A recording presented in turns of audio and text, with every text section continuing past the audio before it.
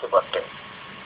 আরেকটা জিনিস দেখেন যে তারা এই অবস্থায় চলে ঠিক করে একজন দুইজন সন্তান কলেজ ইউনিভার্সিটিতে পড়াবে, কে তাদের খরচ যাবে? অথচ শিক্ষকদের সন্তানরা যদি একটা গ্রাম অঞ্চলে বলেন যে তারা যদি শিক্ষায় অগ্রসর হয়, সবাই কিন্তু ওখান থেকে শিক্ষা নেবে যে না শিক্ষারও ভালো, তারা প্রতিষ্ঠিত হতে পারছে,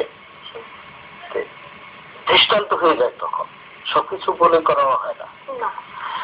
সেটাই। আচ্ছা স্যার, তাহলে যেহেতু এই প্রসঙ্গটা উঠে এলো, তাহলে এই প্রসঙ্গে পথ ধরে একটা প্রশ্ন করতে চাই। আপনি শিক্ষকতা করছেন এবং দেখতে পাচ্ছি যে এমন একটি প্রত্যন্ত অঞ্চলে এবং সেখানে আপনি শিক্ষার আলো ছড়িয়ে দেন।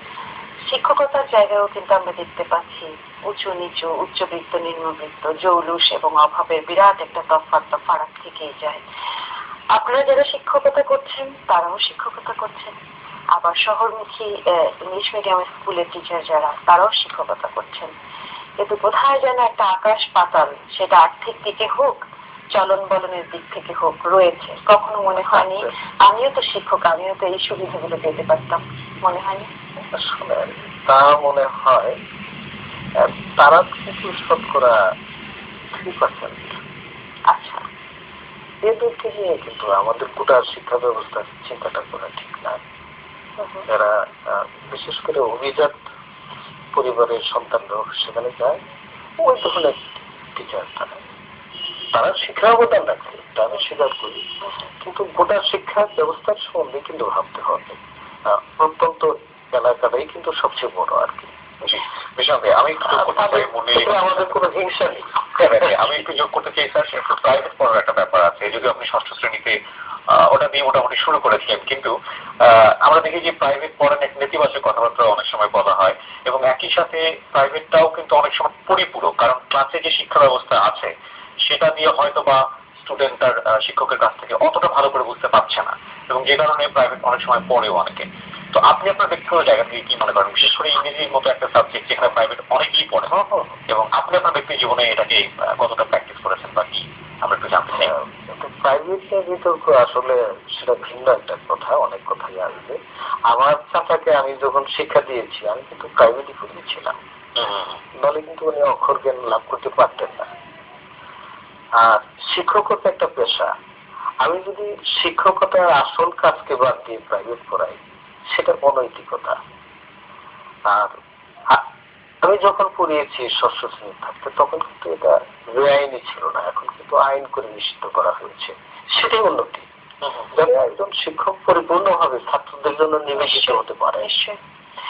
এবং সবচেয়ে বড় ব্যাপার হলো যে আসলে সমাজের শিক্ষা ব্যবস্থার উন্নতির সাথে সাথে কিন্তু যেটা স্যার বলছিলেন যে অনৈতিকতাও অনেক সময় হয়তো আমাদের গ্রাস করেছে।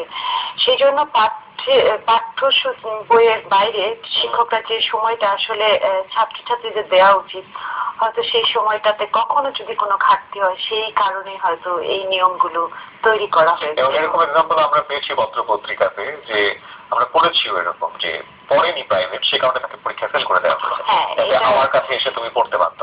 এবং যার কারণে দেখা যাচ্ছে যে নতুন নতুন কোমলমতি শিক্ষার্থীরা জীবনের আনন্দময় সময়গুলোই কাটাতে পারে না, তাদের বইয়ের পাতায় বুঁদ হয়ে পড়ে থাকতে হয়, কোচিং এ দৌড়াদৌড়ি করতে হয়। আমরা এটা চাই না স্যার, আমরা চাই তারা স্কুলে যাবে, বাকি সময়টুকু আনন্দ উপভোগের মাধ্যমে জীবনকে উপলব্ধি করবে।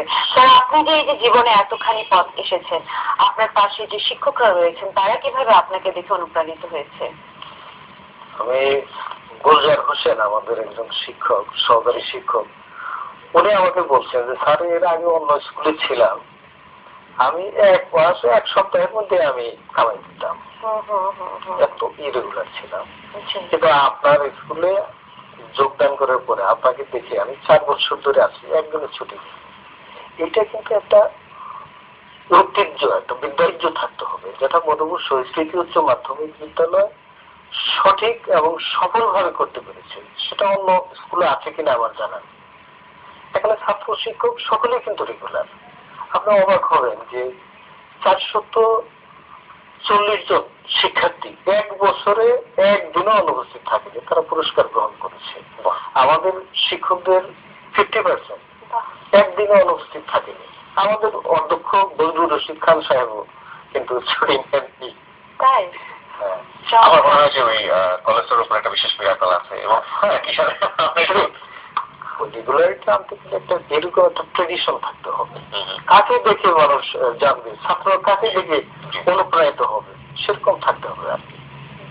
তবে এটা কি অনেক বেশি টাফ হয়ে যায় না? যেমন আমাদের মনে পড়ছে যে আপনার বাবা যদি মারা গেলেন শুক্রবার এবং তার পরের দিনই গিয়ে আপনি আবার ছাত্রছাত্রীদের কাছে ফিরে গেলেন, স্কুলে গেলেন, এটা অনেক টাফ ছিল না?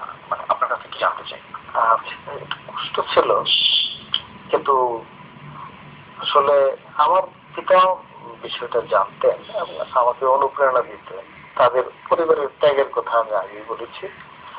আর পরদিন আসলে আমি আমার দ্বিতীয় অভিভাবক, পিতাকে হারানোর পর দ্বিতীয় অভিভাবক হিসেবে আমি বিদ্যালয়ে গিয়েছি। ছাত্রদের কাছে গেলে আমি মানসিক প্রশান্তি পাবো, সেজন্য আর পড়াও উপকৃত হবে, এই দুইটার দিকে কাজ করেছি। সেটাই আমাদের আসলে ক্ষুদ্র অনুভূতি এবং ক্ষুদ্র এই চাওয়াগুলোকে আমরা যখন ত্যাগ করে বৃহৎ স্বার্থের জন্য নিজেকে উৎসর্গ করতে পারি, তখনই কিন্তু জীবন অর্থবহ। স্যার একটু শুনি যে যারা শিক্ষকতা করছেন, বর্তমানে দীর্ঘ সময় আপনি শিক্ষকতা করছেন, তাদের উদ্দেশ্যে কি আপনার কিছু বলার রয়েছে? তা অবশ্যই বলুন তো। যেহেতু আমি শিক্ষক, তারা আমার ভাই। তার শিক্ষকতার জন্য দুটি স্ট্রাগল করতে হয় তাদেরকে।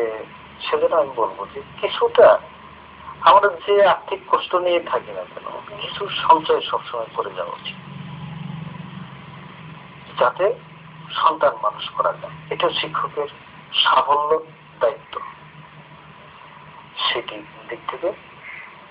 আর মনে করেন যে টরে কাপড়টা টেকসই এবং আরামদায়ক, স্বল্প মূল্য, এভাবে টাকাটা কিছুটা সঞ্চয় অবশ্যই করতে হবে। সঞ্চয় ছাড়া সমস্যা হয়। আর বিদ্যালয়ে গিয়ে কাজ করতে হবে।